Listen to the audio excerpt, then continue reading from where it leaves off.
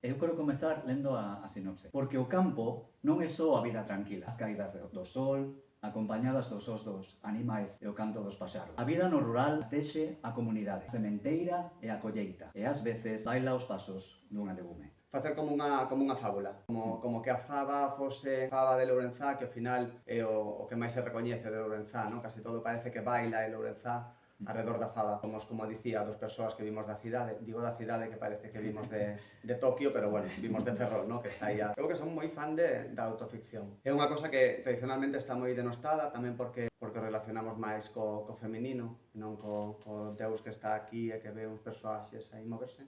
Nesto de que recolla a realidade, sí que pode ás veces haber conflicto, non? Que hai alguén que de algún modo podería verse reflexado dicindo algo que non dixo, ou facendo algo que non fixo, ou estando nunha situación que non estivo. Ao final, isto é ficción. Todas as palabras, todos os pensamentos, se hai críticas, todas as críticas, parten somente de min. Nos temos problemas co fume da cocina bilbaína. Moi ben, o sea, todas as ilustracións foron...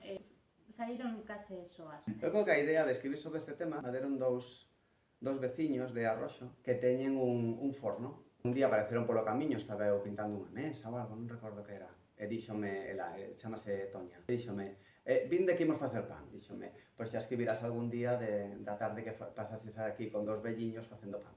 A editorial é Traballo de Rosa, son moi recoñecibles porque todos os libros seguen unha mesma estética, están moi relacionados tamén con Seoane. É unha editorial que é como moi real, como moi de artesano. Ao final é como algo casi romántico. Sempre que falo do Cabazo como unha catedral rural. Claro, a Escola de Arroxo tamén é como un templo. É de cultura. Hai un detalle, Araceli, no interior que chama algo a atención. Arriba fixenlle un corazón con dúas fabas, porque, bueno, nas miñas ilustracións sempre meto corazóns. Como en tantos libros na división entre escenas, podemos decir.